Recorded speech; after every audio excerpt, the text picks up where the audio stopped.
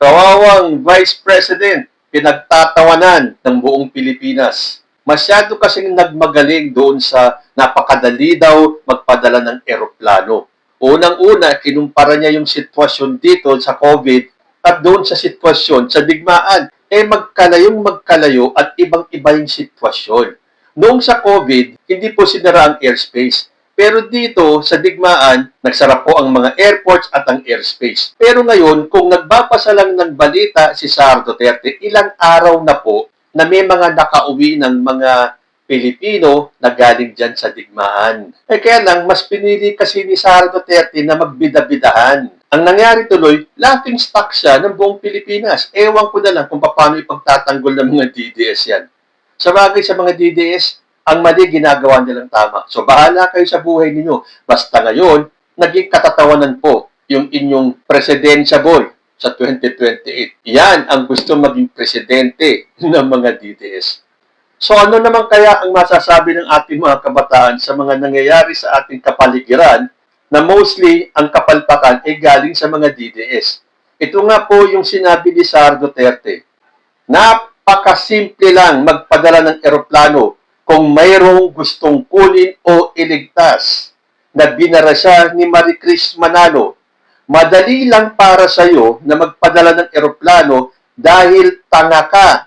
Kinumpara mo yung panahon ng COVID sa nangyayari sa Middle East. Nung COVID, madali lang magpadala eh. Ngayon, makakapagpadala ka ba kung maraming missile ang nagliliparan sa langit? Magkaiba ang giyera at pandemic, Sara Duterte. Kaya tawag sa'yo, bobo. Masakit man, pero totoo naman talaga. Naku, alam niyo itong mga salitang ito na galing sa ating mga kabataan. O ako lang, hindi ko po masasabi. Hindi ko diretsang masasabing bobo si Sara Duterte kahit na yun po ang aking pakiramdam. Pero dito sa ating mga kabataan, talagang an eye for an eye sila eh. Dahil kung paano nila lait-laitin at balahurain ang ating presidente, ito mga kabataan natin ang lumalaban para kay President Bongbong Marcos.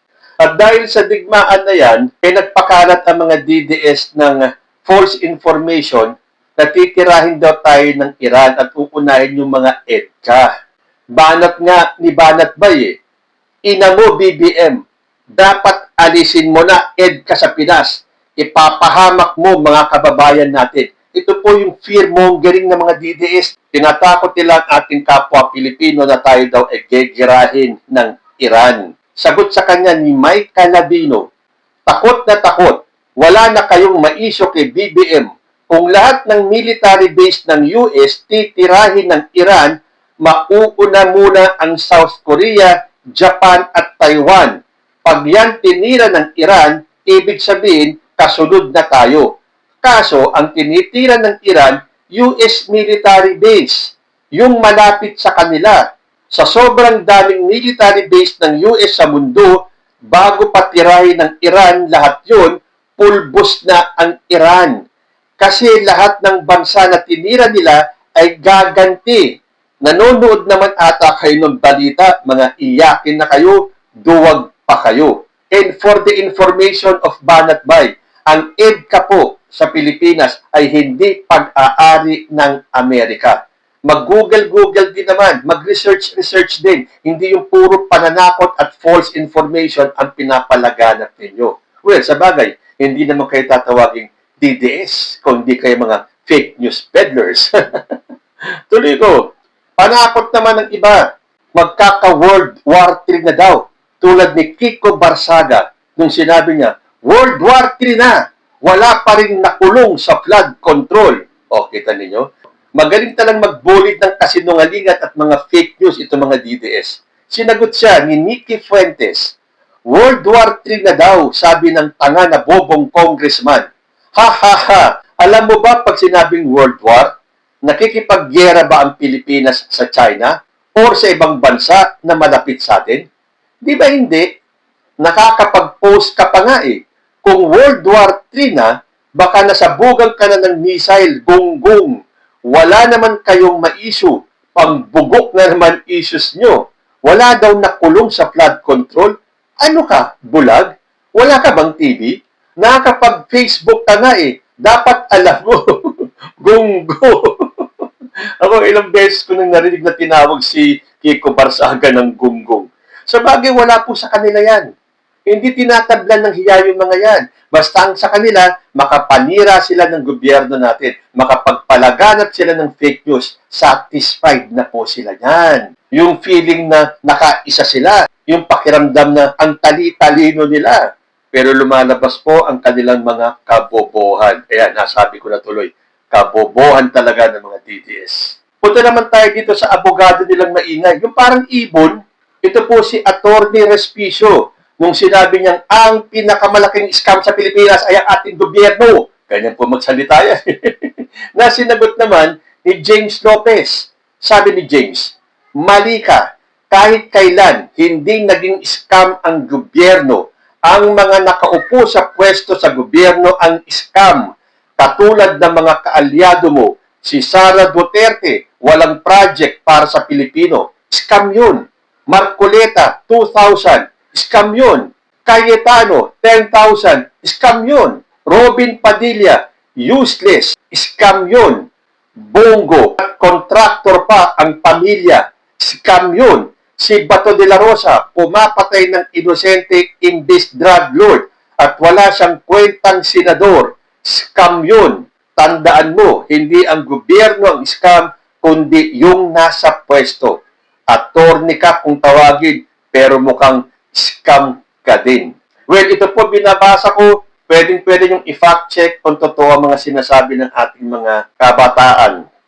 Punta naman tayo dun sa mga ex-marines na nagtatago na daw.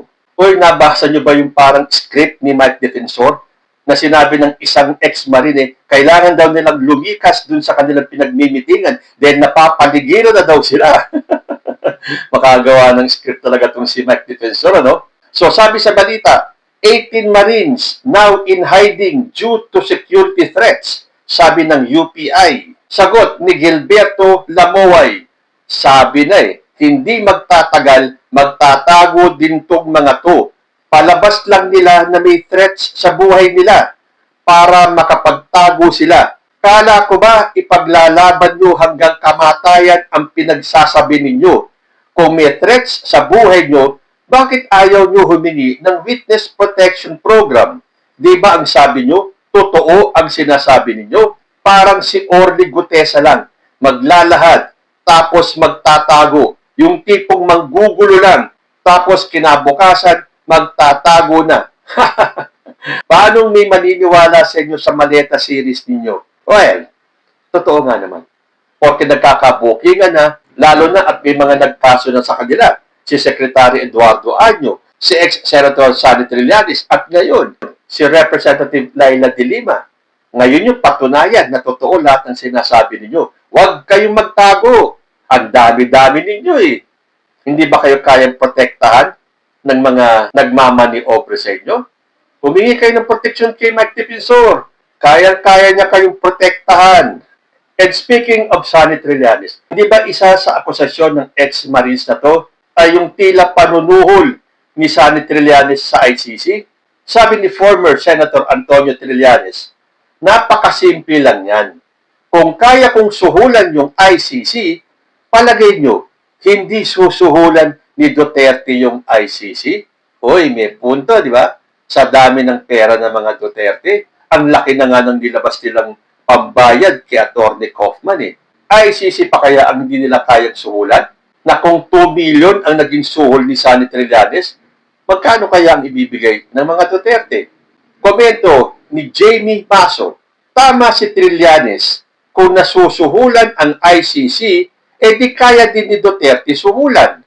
Common sense mga didilis na tanga. Kay Kaufman pa lang na ang laki-laki ng bayad ng mga Duterte. Bakit pa sila magbabayad ng attorney kung pwede naman palang suhulan ang ICC? O, kita nyo, tama yung sinabi ko kanina. So, ang ating mga kabataan ngayon, mauutak na. Alam nila kung ano ang totoo at kung ano ang mga fake news lang na pinalalabas ng mga DDS. At doon naman sa sinisigaw ng taong bayan na magnanakaw daw si Sara Duterte, lalo na doon sa issue ng confidential funds.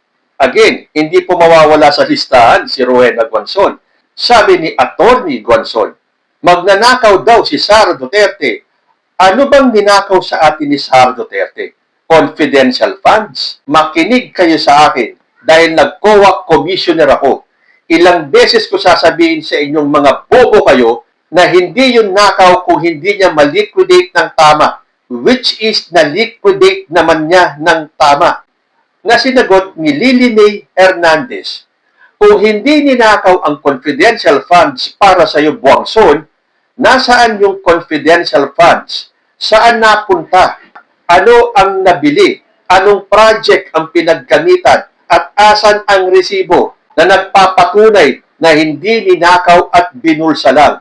Madaling magsalita na hindi ninakaw, pero mahirap patunayan ang mga pinagsasabi mo na hindi nakaw ang ginawa niya dahil wala siyang resibo. O nga naman, Guanzon, sa panahon ito, hindi pwede puro laway lang. Dapat magpakita kayo ng resibo. At syempre, bilang pangwakas, nagsimula tayo kay Sara Duterte, siya rin po ang magtatapos ng ating listahan. Sabi po kasi ni VP Sara, hindi ako yung problema ng bayan. Ang problema ng bayan, korupsyon, kahirapan, kriminalidad, illegal na droga, kagutuman, na binara ni Joaquin Conrado. Paanong hindi ikaw ang problema? Isa ka din sa korap at may matibay na ebidensya at tumanggap ka pa ng pera sa illegal na pogo at sa mga drug lord. Mapanlin lang talaga ang demonyo. Gagamitin kayo ng mabangong salita para hindi mabisto ang pagkatao. O hindi nga ba ang sinabi pa ni Sara Duterte, problema daw siya ng administrasyon ni Bongbong Marcos, ni Lisa Marcos, ni Bongbong Marcos mismo, at yung anak ni Bongbong Marcos.